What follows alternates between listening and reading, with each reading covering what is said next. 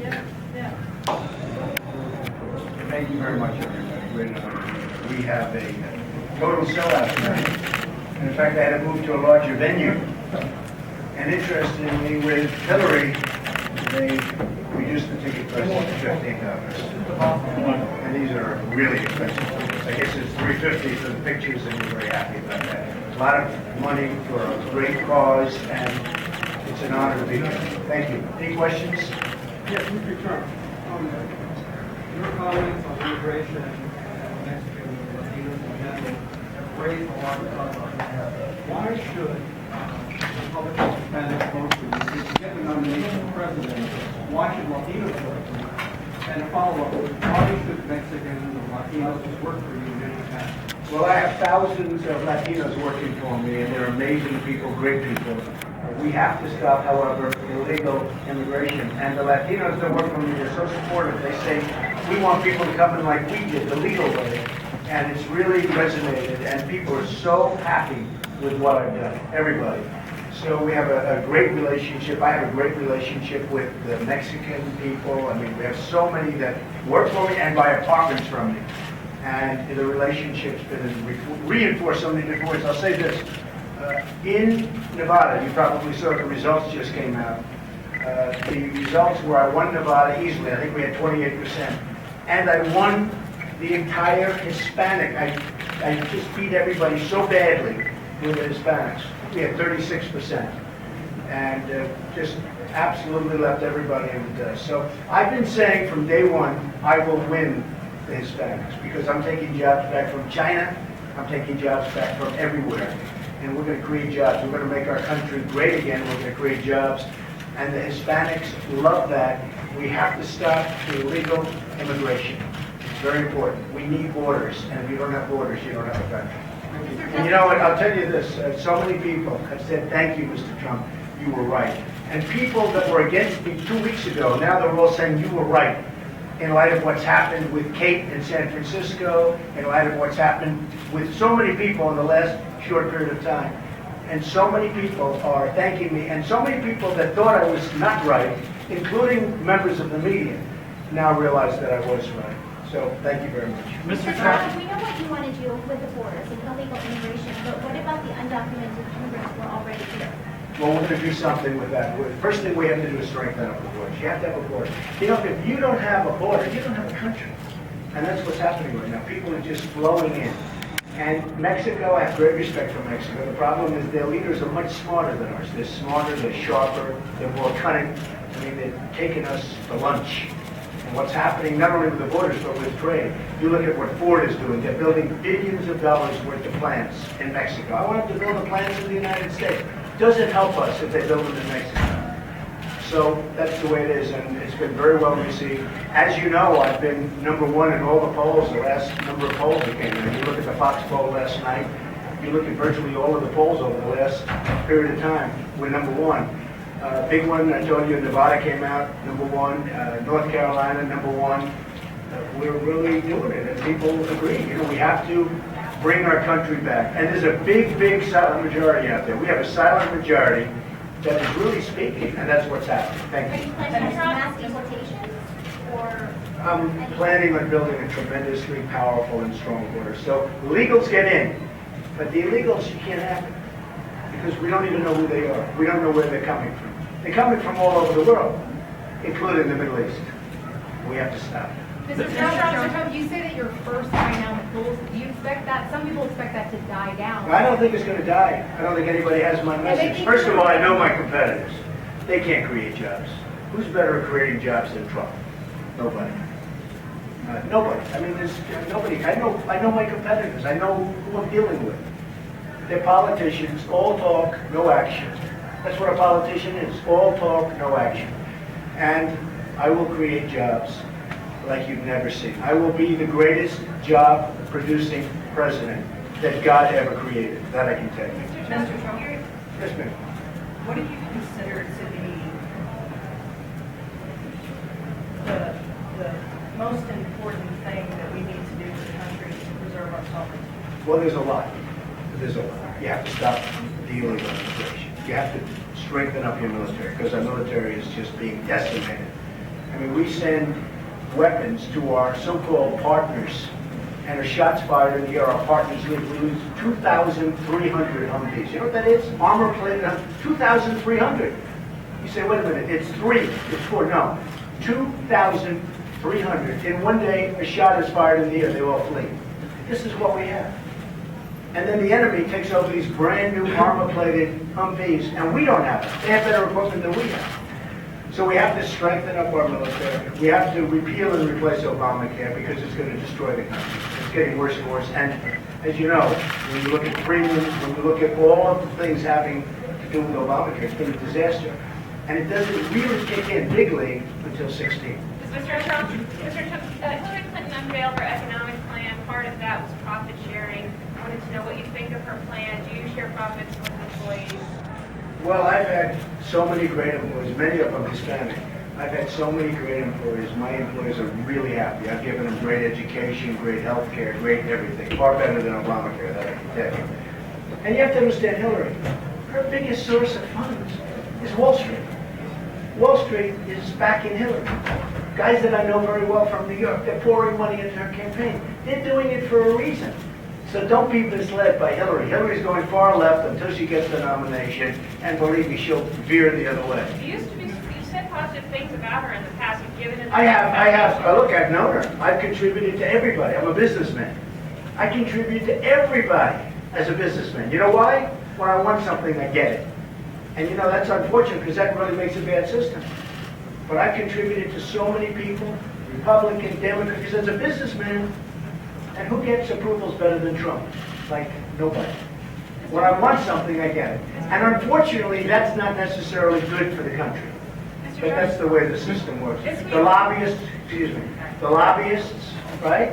The special interests, the donors, they get what they want. I don't need money. So the beautiful thing is, I don't have people giving me, I don't owe anybody any favors.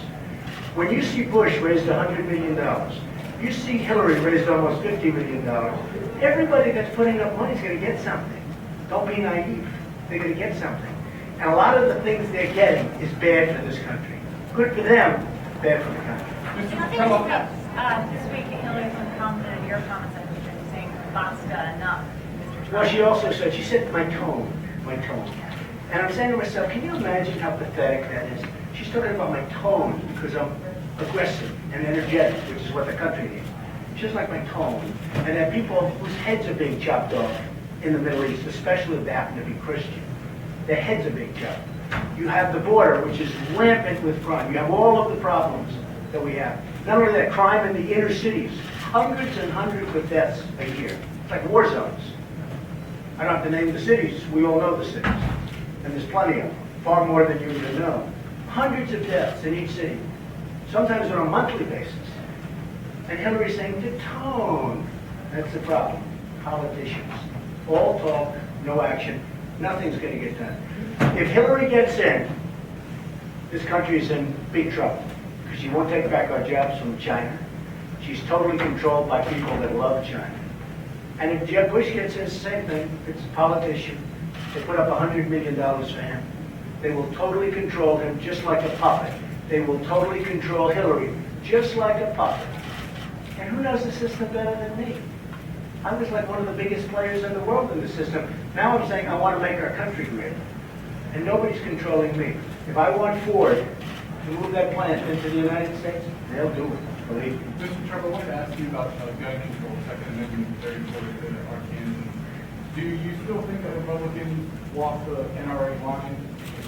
I think some of them, I do. I can tell you, I'm a big Second Amendment person. And, you know, yesterday with your gun-free zone, where you had the Marines that were shot down because they didn't have guns, but this sick guy had guns and shot them down. And these are decorated people. These are people that could have handled guns very easily. They would have had a good chance if they had a gun. And you had the same problem in 09. You had the same thing. You said that in criticizing Republicans that walk the NRA line. And also I wanted to ask you... No. I have always been a very strong Second Amendment. What about the assault weapons? There's a lot going on with assault weapons. The problem with the ban, and the biggest problem is, once you start, it becomes a very slippery slope. I'm a big Second Amendment person, and I believe you need protection. If these Marines yesterday, if they had their guns, they probably, at least some of them, they'd be with us today. They were totally taken by surprise. They had no defense. So yesterday I did O'Reilly, and I was the first one to come out. Now, in fact, there's a big article today. Other Republicans follow Trump on gun-free zone. Because I was against it a long time ago, meaning you should be able to have guns in the so-called, we gotta have to get rid of the gun-free zones. And these, especially in this case, these are people that truly know how to protect themselves and other people. They know how to use the guns. So I've gotten a lot of credit for that, but it's beyond credit. And you had the same problem in '09. You had a problem where you had Islamic terrorism, which the president doesn't want to use the term, he doesn't want to use it at all. And you know, to fix the problem, you have to know what the problem is. I'm not sure he even knows what the problem is. Okay? Mr. Trump, you talk about terrorism. Can we talk about things that people are calling domestic terrorism, like the burning of black churches and race relations? It was terrible. I mean, what happened What are you going to do? recently, well, you know what that is? A lot of it's spirit. You gotta have spirit in the country. The country is so divided. We have to have spirit. You know, one thing interesting, when Obama got in, I said, I don't think he's qualified. I don't think he's going to be good. But you know, one thing he'll do is he's going to be a good cheerleader for the country. It turned out that he's a terrible cheerleader. He's very divisive. He's a terrible, terrible cheerleader for the country. And we're going to change that around. Okay. Anything else? Who's on your list for potential VP candidates? Too early. Running mate? Too early. Look, a lot of good people around, but too early. If you don't get the nomination, will you run as an independent? Everybody's asking me that question. Will I run as an independent? I'm interested in running as a Republican. I'm leading all of the polls. We're doing great. And actually, for second, I'm doing great. I'm not interested in second, but for second, if they go first and second, which is just one more of their stats, I'm doing great. No, we're doing very well. The best chance we have of beating the Democrats is for me to run as a Republican. Mr. Trump, So many people ask me the question, will you run as an independent? I want to run as I'm in first place. I want to run as a Republican. Best chance we have. Mr. Trump, what do you have to say to the Huffington Post deciding to cover you in their entertainment section? Well, I gave a little thing. You know, I've never been a fan of Arianna Huffington. I think she's a terrible person, you know, very personally. I've never liked her. She knows that. In fact, if you look back at my tweets over the years. So she did that, and they're getting killed because, you know, it's very interesting. In the Huffington Post, I'm #1 in the Huffington Post poll. Did you know that? So it just happened. But they come out with a poll of #1. You know, she's not a fan of mine, meaning she doesn't like me, and she's a terrible woman. I know her. She's terrible. She's a major source of problems for a lot of people, especially her ex-husband.